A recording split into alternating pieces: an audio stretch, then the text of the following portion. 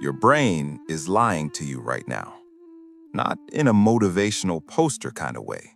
I mean, literally, the part of your brain responsible for self-improvement is the same part responsible for self-deception.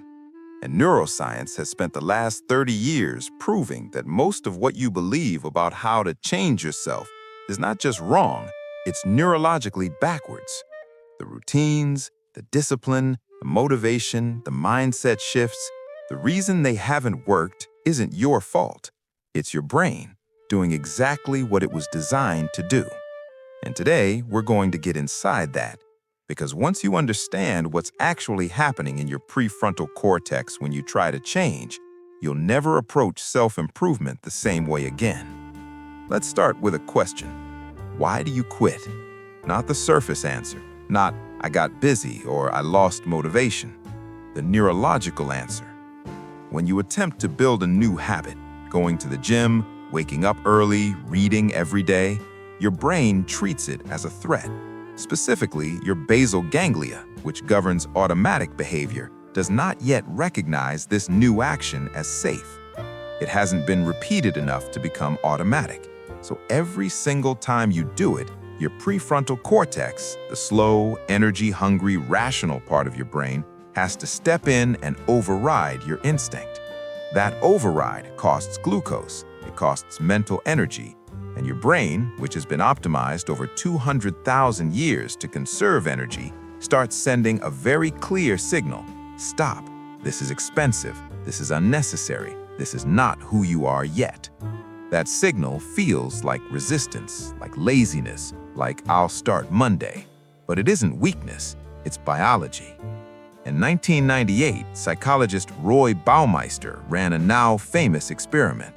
He had participants resist eating freshly baked cookies and then gave them an unsolvable puzzle. The cookie resistors gave up significantly faster than those who ate freely. Why? Because resisting the cookies had already drained their prefrontal cortex. They had spent their willpower budget before the real test even began. He called it ego depletion, and it reframes everything. Willpower is not a character trait. It is a finite neurological resource that runs out every single day in every single person, regardless of how self-disciplined they think they are. The most self-disciplined people in the world don't have more willpower. They've built systems that require less of it. They remove decisions before they need to make them. They eliminate friction before they need to fight it. They don't rely on the prefrontal cortex. They train the basal ganglia. They make the behavior automatic, and that changes everything. Now, here's where it gets psychologically dark, and I mean that. Most of us use a very specific strategy to motivate ourselves. We visualize the outcome. We picture the body, the success, the life. We make it vivid. We feel the feeling of having it. And according to neuroscientist Gabrielle Oettingen, who spent 20 years studying this exact behavior, positive visualization alone is one of the most reliable predictors of failure. Here's why. When you vividly imagine achieving a goal, your brain releases dopamine, the same neurochemical released when you actually achieve something. Your brain, at a chemical level, partially experiences the reward before you've done any of the work. The drive to pursue the goal weakens because your nervous system has already tasted the finish line. You've been demotivating yourself every time you visualize your future without a plan to get there. Oettingen's research led to a technique called WOOP, Wish, Outcome, Obstacle, Plan. The critical difference is the obstacle step. When you force your brain to confront the specific internal obstacles standing between you and your goal, the dopamine doesn't spike prematurely. The brain stays in pursuit mode rather than reward mode.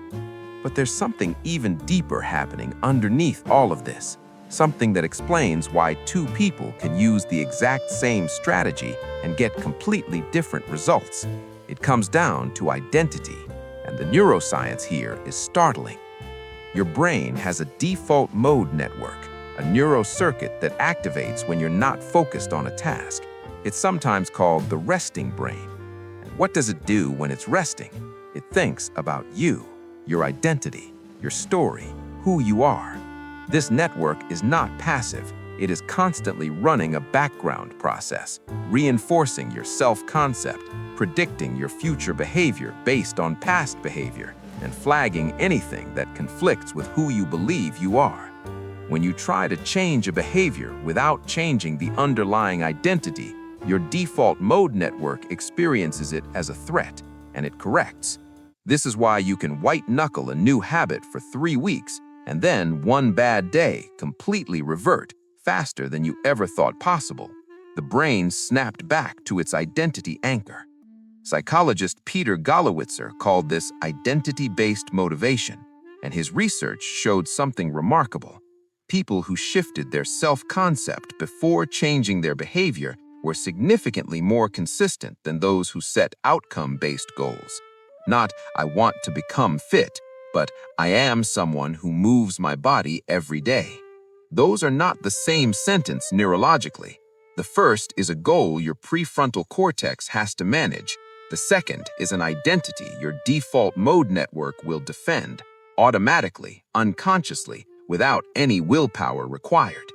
You don't need more motivation. You need a self-concept your brain will fight to protect. Every small action you take as the person you want to become rewires your default mode network, neuron by neuron, repetition by repetition. Neurons that fire together, wire together. That's not a metaphor. That's your brain rebuilding itself every single time you choose. If this changed how you think about your own mind, that's the point. Psychology isn't just academic, it's the operating system running underneath every decision you make.